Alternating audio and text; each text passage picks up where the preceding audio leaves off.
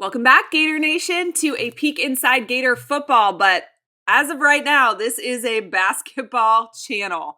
We love talking hoops because it has been a massive couple of weeks for the Gators, for college basketball as a whole, and this weekend is no exception. We are just hours away from the Elite Eight showdown against Texas Tech in the 2025 NCAA tournament, and let me tell you, I am pumped. Did you guys wake up this morning with that feeling you get in September where it's like, it's game day? I did. So let's talk about it. Okay, so let's set the stage.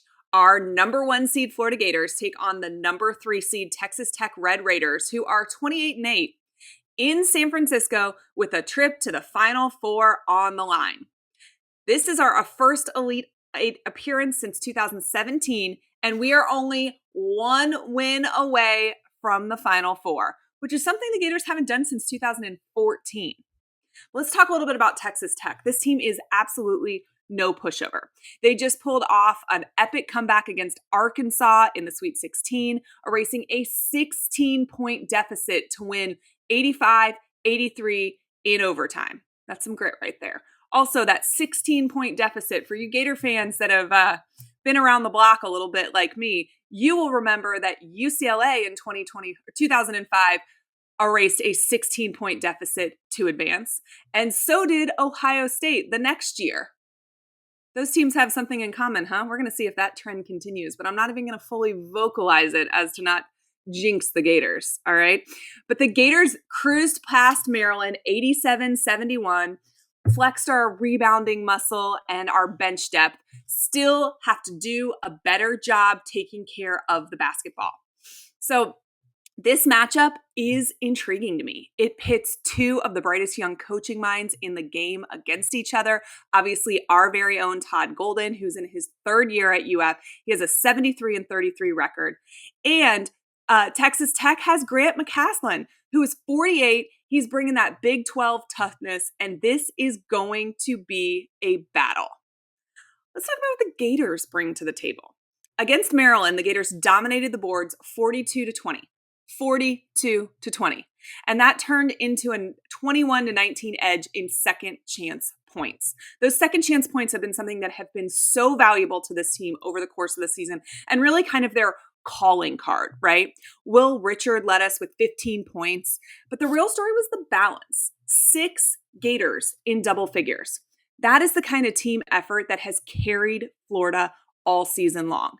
That is kind of like when Seth Greenberg says that we're Noah's Ark. We've got 2 of everything. That's exactly what he's talking about. How about Denzel Aberdeen off the bench? He has been a spark plug. If I had to pick 2 guys that and we all know that Walter Clayton Jr. is fantastic, right? But if you think about Richards and Aberdeen and the performance that they have had this postseason, they are a huge reason the Gators continue to advance. Our 4-headed monster in the post, Alex Condon, he obviously gave us a little bit of a scare with that ankle, but seems like he'll be ready to play tonight. Ruben Chinalu, Micah Hangloden, and Thomas Haug just keep rolling. It doesn't matter what happened, right? Condon gets hurt. They keep going. Ref swallows his whistle for the other team, but can't stop blowing it for us. They keep going. He came back in the second half. Condren obviously came back in the second half for Florida in that Maryland game, and that was huge. He provided a huge kind of oomph for the team. But this team was figuring out a way to get it done even if he wasn't going to come back.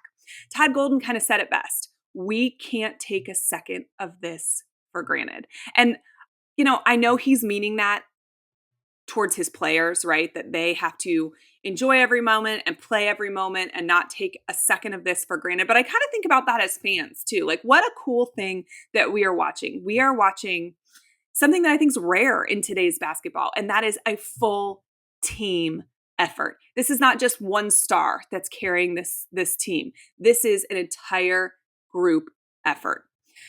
This team is tight. They're hungry. They're playing like every possession matters. And here's the thing.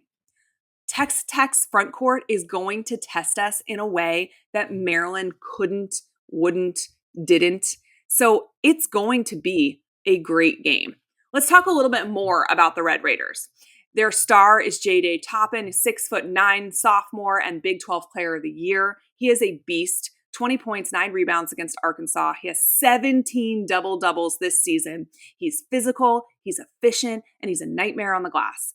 Pair him with 6'6" Darren Williams, and Texas Tech has a rebounding edge of their own. They out-rebounded Arkansas 51-39 in that overtime thriller 2 days ago. They're plus 4.4 on the boards this season. So, you know what that means? Our bigs better bring their A game. Texas Tech's offense is versatile. They'll bomb threes or feed Toppin inside, whatever it takes. Coach McCaslin said it best. This is what he said, his quote. This team will do whatever it takes to win. Whatever it takes to win. And you saw that against Arkansas. But here's the question mark. Injuries. Chance McMillan, their sharpshooting guard, averaging 14.2 points, has missed 3 straight games with an upper body injury. He's not 100%. And that could shift the load even more to Toppin. Can the Gators exploit that? I think they can. So let's break down the keys to the game. I love keys to the game. We do them when we talk about football all the time, but let's do it for basketball. First, rebounding. We crushed Maryland on the glass, but Texas Tech's offense is a different animal. If we let Toppin and Williams clean up second chance points, it is going to be a long night for the Gators. Our bigs, Condon, Chinelu, Hangloten, Haug, they need to box out and own the paint. Second, turnovers. We had 13 in the first half against Maryland. Remember, Neil came on this channel and said that if the Gators gave up 14 or more, he would start to be a little concerned. I was freaking out when we gave out 13 in the first half. They did a lot better the second half of that Maryland game, but this can't happen again. It can't happen against a team as disciplined as Texas Tech, who only turns the ball over 9.9 times per game. Protect the ball. That is got to be a key of this game. Protect the ball. Next, bench production. Our depth has been clutch all season long. You saw that against Maryland. And I'm looking at Aberdeen and crew to keep that energy flowing. Texas Tech's got an 8-man rotation when healthy, but because McMillan is still potentially limited, I do see an opportunity to wear them down. Offensively, I expect Will Richard and Walter Clayton Jr. to stretch the floor while our bigs battle inside. Defensively, we got to swarm Toppin. Make him work for every single bucket. All right, Gator Nation, it is prediction time. This one's tight, but I'm, of course, riding with our boys in orange and blue. I see Florida pulling away in the second half, just like we did against Maryland. Our balance, our depth, our homegrown Gator grit, all of those things are going to shine through. I'm calling it. It's pretty close to my Maryland-Florida prediction. Florida 82, Texas Tech 76. We're going to punch our ticket to the Final Four for the first time since 2014. But I want to hear from you. What is your score projection? Drop it in the comments below and let's get that Gator chomp going. Guys, it's game day. Win or lose, this team has given us a heck of a ride, and I am so proud of what they've done, and honestly, more important, in the way that they have done it. But let's be real. I want to win, right? So let me know down in the comments, what's your score prediction? And hey, make sure you're following the channel. If you're new here because you're here for the basketball coverage, support me, give us a like. That goes so far. We really appreciate it. Go Gators!